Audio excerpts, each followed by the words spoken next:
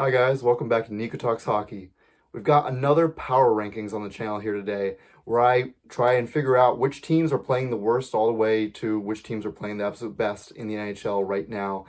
This is a monthly series, so I got another, I did my first power rankings on the channel at the end of October, and since this is the end of November, I want to update again. It's the second edition of the power rankings here on the channel. So without further ado, there's 32 teams to get through, and again, this isn't just based on standings. I kind of went over that in my first power rankings, but just to refresh, it's not just based on standings. It's based on how teams are playing right now, and are you playing well? Are you playing badly? And again, it's kind of subjective because it's based on my own what I'm seeing with my own eyes instead of someone else's eyes. So don't get too heated in the comments if you think your team's too low.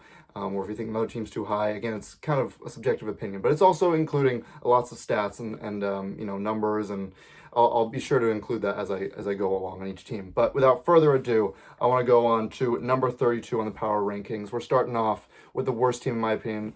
The standings do reflect how poorly they're playing. It's the Nashville Predators. Nashville's at 32. They're the worst in the league, and I believe they'll stay this way through the rest of the season. They're just they're just bad at everything, honestly. Right now, they're bad at scoring goals. They're bad at stopping goals. They'll catch a team off on surprise every now and then. I think they caught the Blackhawks by surprise the other night. But so they'll catch a team every now and then. But as long as you don't take them too lightly. If your team is facing the Predators, you very likely will have a win. Again, Predators, it's probably fine because you need a really blue chip prospect in this draft. Moving on to number 31. At number 31, it pains me to say this, but it's Vancouver Canucks. Vancouver Canucks are playing so badly right now. It's you can't trust them on any team. And except for the Predators and another team that I'm about to mention, there's only two teams that are worse than them in the actual standings. They're third worst in the standings. They got a 442 points percentage. So yeah, it's not looking good if you're a Canucks fan, and you find yourself at 31 in the 31 in the power rankings. They're just. It's going to take a lot, I think, for this team to rise above. And right now, it's looking like playoffs are further and further away and out of the picture as a whole for the season. Moving on to 30 on the power rankings, I got the St. Louis Blues. They did get that nice shutout win against the Mammoth the other night. But it's just, when they get these wins, it's almost like they play very boring. It's just, there's not a lot of identity right now on this Blues roster, and they need a big change up. I'm not saying behind the bench, keep Montgomery, but it is a lot of roster moves that I think need to be changed, and they need more youth, right? So Dvorsky, once he's, I think he's playing with them right now, but he could be back in the AHL. Either way, once he's playing full time for them in the NHL, they get more of their prospects. They have a really nice prospect pool already.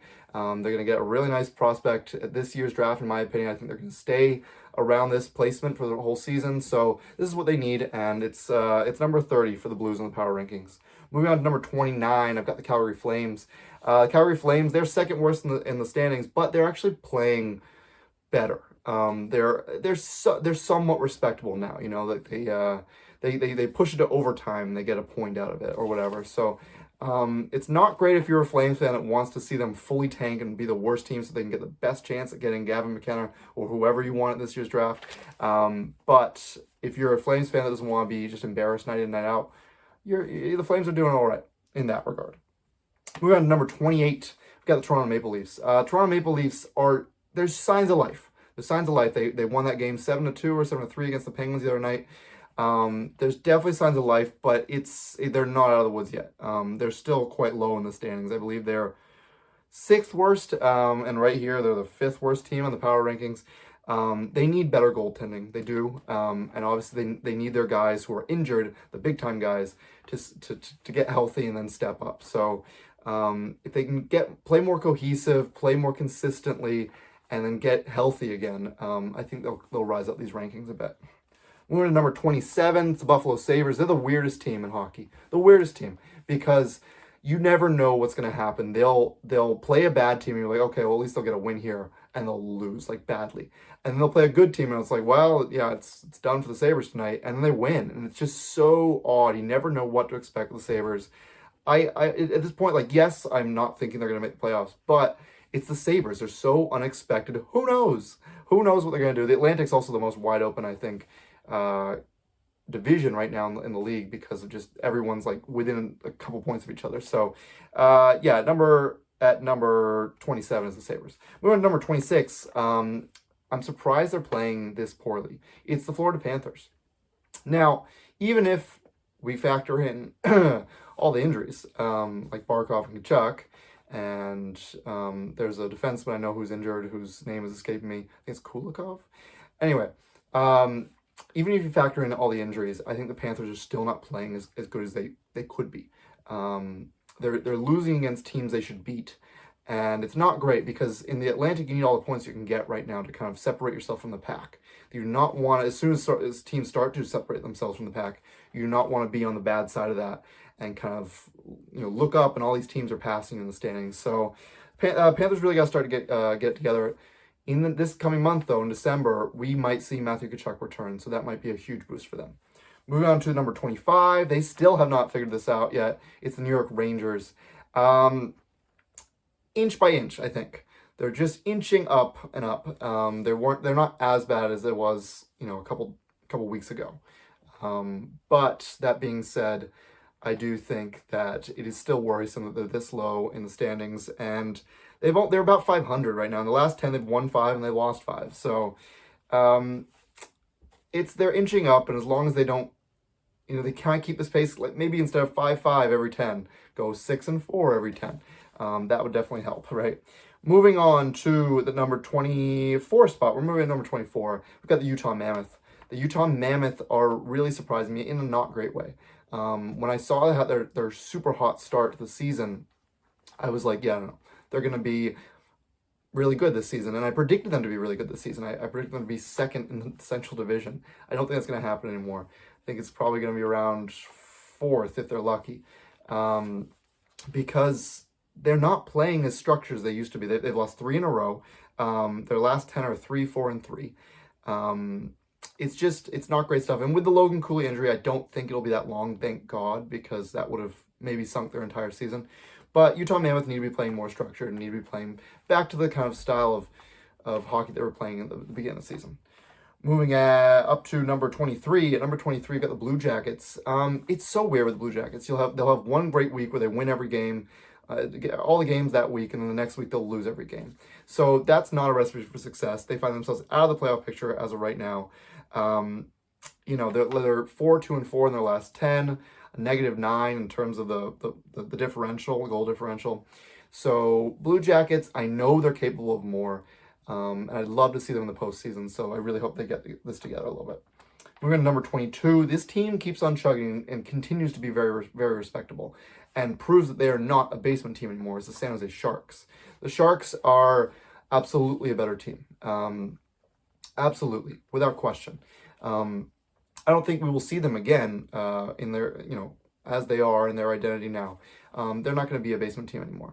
This is going to be a team that is out of the bottom 3 at the very least. Even if their winning recently, it maybe cools off as we get later on in the season. But for a team that was the worst team in the league last season, their last 10 are 5-5. So that's very, very respectable. I don't think playoffs are in their future this season, but who knows? The more they keep playing like this and it gets further along in the season, the more the question keeps coming up, which is really cool to see, and it's already a very successful season for the San Jose Sharks. Moving on to number 21, though, not so great of a season so far. It's the Edmonton Oilers because of expectations, right? They always get off to a slow start, but we're at the end of 2 months of hockey here. We're over a fourth of the way into the season, and the Oilers are still out of a playoff spot and playing like it's not like they're just getting unlucky.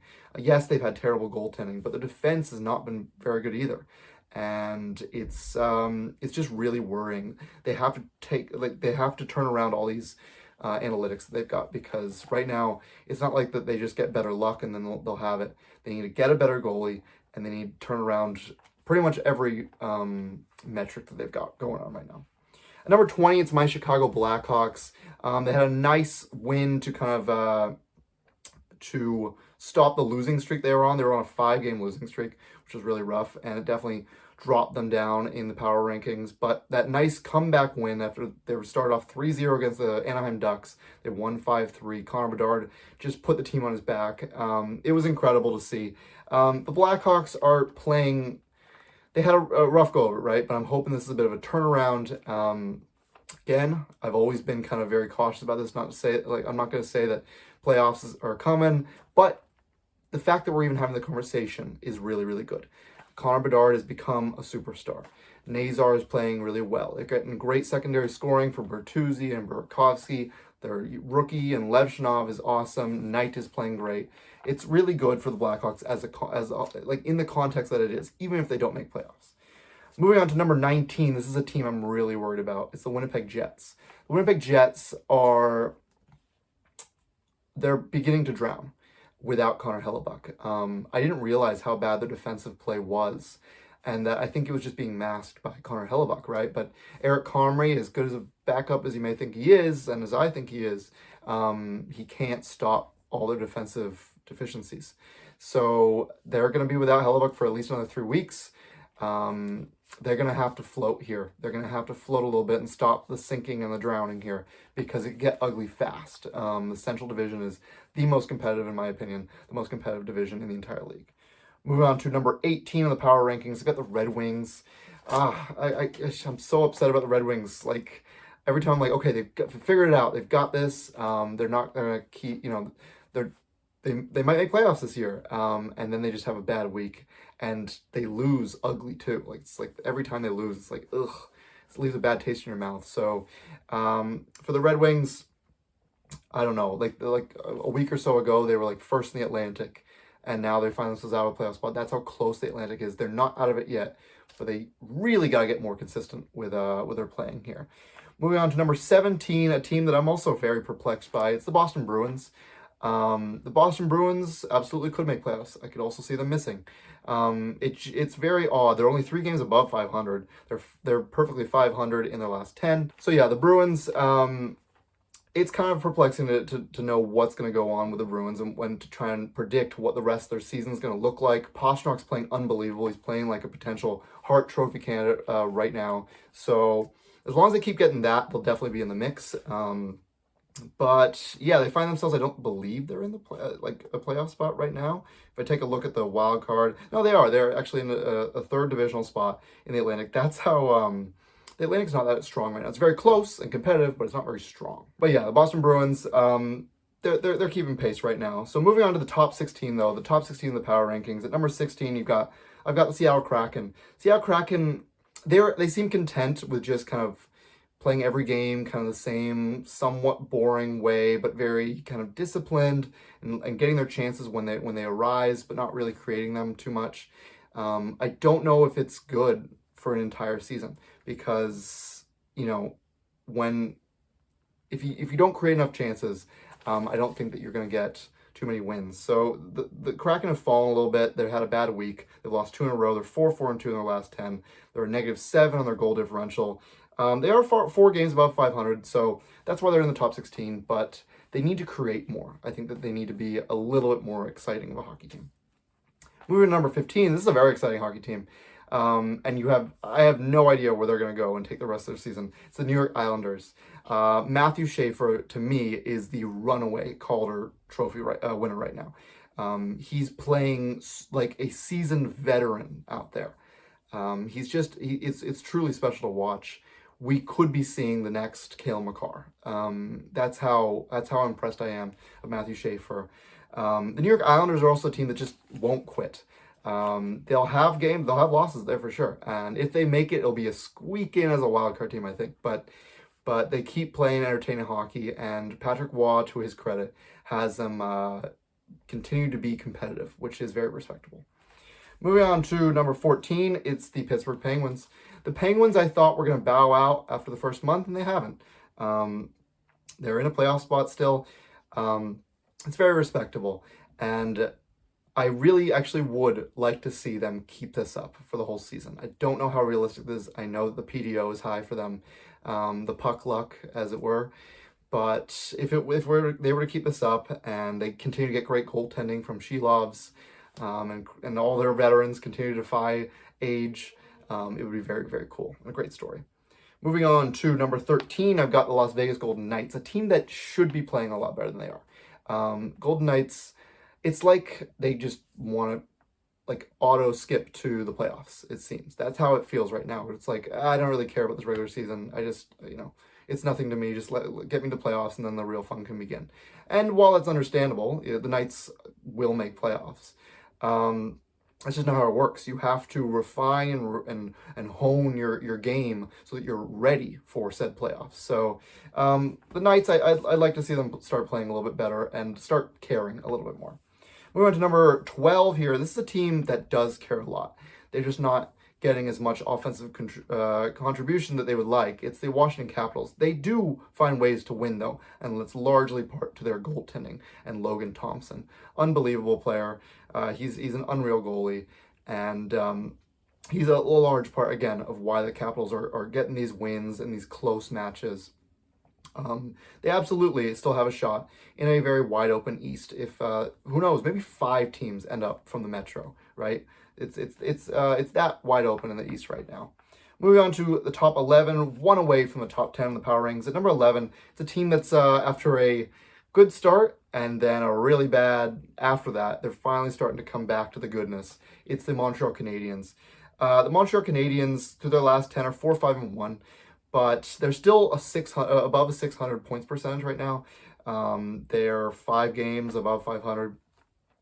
They're a playoff team. This is not a team I'm really worried about, even in such a volatile East Conference. It's just that I think they were playing a little too loosey-goosey, and that finally caught up to them, right? They stopped getting great goaltending from Dobesh, and Montembeault's still not doing great. So they came down to earth, right? But if they can just get a little bit more structured, and St. Louis is a great coach, so if he can just get them back on track, and it seems like he has, so I think they'll be fine. But moving to the top 10 here, this is a team I'm very impressed by in the last little bit, aside from the ugly loss to Dallas. Is the Ottawa Senators. Ottawa Senators are finally getting everybody back, right? Whether that was from injury or just being ghost mode for the beginning of the season. Olmark was ghost mode. Now they're finally getting back. He's still got not a great save percentage on the season, but his last few games have been like a 9-10 save percentage, so that's good, right? That's what they need.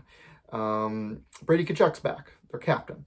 So that's really good. And they traded Water. It was looking really ugly in October, but now they've had a lot of wins in a row. They're 6-3, 6-4, 6-4, I think, in the last 10. They're actually, it was so interesting about the Senators that first month of the season they could score like crazy, but they couldn't stop it. And then the metrics in the next month in November, it switched. It was like they're a great defensive team, but they couldn't find ways to score. It's a very interesting team to look at analytically, but I think they'll be fine. They're in the top 10 of my power rankings for this month. Moving on to number 9, it's the LA Kings. LA Kings play, in my opinion, a better game than what like the Kraken are trying to do. I think they play a similar kind of styles and similar kind of games, but the Kings are better at it because they have better offensive contributors. And frankly, they have like better everything. So sorry for the Kraken to catch a stray there, but the Kings are they're impressive, and they look like a team that, yes, will make it in a weak Pacific. It's always kind of weak in the Pacific, but they'll make it, I think, to playoffs. And it's just as long as they don't run into the Oilers, they actually might have a shot at reaching the second round. Moving on to the top 8 here, I've got the New Jersey Devils. The Devils, again, are trying to kind of float and survive without Jack Hughes, and it's going okay. They're 5-4-1 their last 10. They still got a 660 points percentage, so the wins that they racked up early on while Jack Hughes is with them and not with a hand injury is serving them well, because you go through points in the season where go through stretches where there's injured people. You hope it's not your superstar player, but with the Devils, that's their lot in life. And even though they are suffering a bit without Jack Hughes, they are getting wins here and there, and that's good on the team and good on also Sheldon Keefe for being able to coach them through this. Moving on to the top 7. Number 7, this is the team that I want to give a lot of credit to. It's the Philadelphia Flyers. The Flyers are 646 point percentage.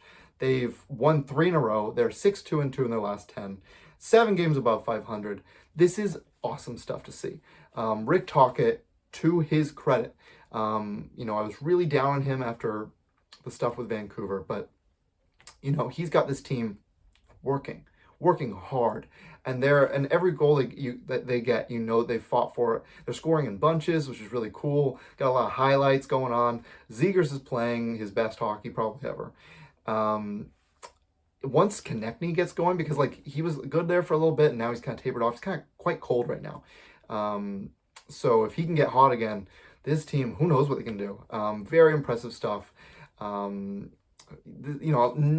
many people, very few people had them making the playoffs, and now that it's a real possibility, it's really, really cool to see. Moving into the top 6, at number 6, I got the Minnesota Wild. Maybe, I don't want to say the hottest, there's one more team above them that is the hottest team in the NHL, in my opinion. But the Wild are unbelievable, and a lot of that is due to, I want to give it credit to 2 people. One is Jesper Wallstedt. Wallstedt has become the number 1 goaltender in Minnesota. It's so cool to see because he's also so young. And then it's also, I think, Joel Eriksson Ek, the number 1 shutdown center. I don't know if he's in the 1C spot or the 2C spot. I don't think it really matters because he acts as just an awesome shutdown center, presence that can defend as well as score, and it's very, very impressive. I do want to give some flowers to Gustafsson. He's not as good as Wallstedt, but he's also he's doing really well, and I guess what is the backup position. They've got 2 really good goaltenders right now, which is awesome. And the Wild, after a very poor start to the season, and it was Kaprizov's first year of his contract. Does Bill Guerin lose his job if they miss the playoffs? Right now, they're making that less and less of a question.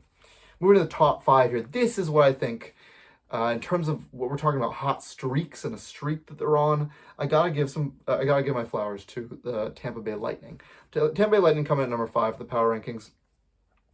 Let's look at their last 10. They're 8-2-0 in their last 10, and they've won 7 in a row. They're plus 19 in goal differential. They completely erased any doubt that was there because of a very poor start to the season in the first 3 weeks in October. They're the number 1 team in terms of points percentage in the East, and they're actually tied with another Eastern team that is yet to come up. But it's just, and they're the 3rd best team right now. If we're just looking at points percentage and regulation wins, they're 3rd in the entire league. So unbelievable stuff from John Cooper and the Tampa Bay Lightning, even with the injuries too, even with Braden Point not playing how he usually plays year in, year out. Sucks for me because I have him on my fantasy team. That really sucks. But I digress. Lightning are an awesome team. Moving on to top 4 here. They just fell to the Chicago Blackhawks, but they're still a very good team. It's the Anaheim Ducks. The Ducks are top of the Pacific. They're really, really good. They got a 620 points percentage. They have suffered a little bit in the last 10 games. They're actually 4-6-0 in the last 10. However, it doesn't change that they're playing very good hockey. They play more structured and more consistent than I would say some of the other fast-paced teams like the Hawks and like the Canadians. I think they play much more structured. I think Joel Quenneville has them really working hard. The problem with the Hawks game was just that they gave up after the first period, kind of. They thought that they only had to play 1 period of hockey. So those are kind of just the learning mistakes that you have to kind of go through, I think, as a young team. But the Ducks, I have no worries about them. They're a very good team. They come in at number 4. At number 3, this is the 2nd best team in the entire West. A 720 points percentage, the Dallas Stars. They're 8-1-1 their last 10. They just torched the Ottawa Senators. They've won 3 in a row. Dallas Stars are very, very good. There's only one other Western team that's above them. But they're so good. They're getting their offense. They're getting their defense. Ottinger's Ottinger. He's amazing. And they are finally clicking under their new head coach, Glenn Galutson, I think is how you pronounce it. So yeah, awesome stuff from the Stars. They will be a top 3 team for sure by the end of the season in the West. And then moving on to the number 1 East team, they're tied with the Lightning in points percentage. It's the Carolina Hurricanes. They're at number 2 on the power rankings. I just love how consistent they are. They're 5-3-2, so nothing crazy of the last 10. They've won 2 in a row. I just love that how much of a team. When I watch them, they play. You can see how much they play for Rod Brind'Amour, and you have everyone contributing up and down the lineup. Brandon Bussey just got his first. I think it was his first shutout. I think that's the stat against the Flames. So that was really cool to see. The vibes are very high on Carolina, and they're like the Knights, except opposite. Like, they're like, okay, yeah, we don't really care about the regular season. We want to get the postseason. That's where it matters. That's where we have to prove ourselves. But they're actually taking the regular season seriously, which is very respectable. But the number one team on my power rankings, it's got to be the Colorado Avalanche. Colorado Avalanche are absolutely the best team. They're 18-1-6 on the season. They got 42 points in 25 games. They're at .840 points percentage. In their last 10 games, they are 9-0-1. They were on a 10-game win streak before the Minnesota Wild took them out in I think it was a shootout. A plus 48 in terms of goal differential. They are unbelievable. They're so good that I genuinely think that they might have a single-digit loss at the end of the season. When it's 82 games played, there's only going to have single-digit losses in the loss category. So just mutant stuff from the Colorado Avalanche. And again, I've said this before, I think pretty recently, but I do believe that they're not a team that's just going to flame out in the playoffs. I think this is going to be a team that's going to take all this momentum, and they're probably going to go all the way. And I think they're going to go at least very far. I'm thinking Final Four at the very least. This is a team that won't just lose in the first round. This is a team that gives me shades of Chicago Blackhawks in 2013, where they just had an awesome regular season, carried it over, won the Stanley Cup. But that has been it. That is all 32 teams on my power rankings for November. Thank you so much for watching. Please let me know in the comments if you have any comments about these certain teams. Maybe teams should be higher, should be lower. Keep it respectful. If you enjoyed the video, please consider liking and subscribing. That would mean so much to me and the channel. And I will see you guys in that next video.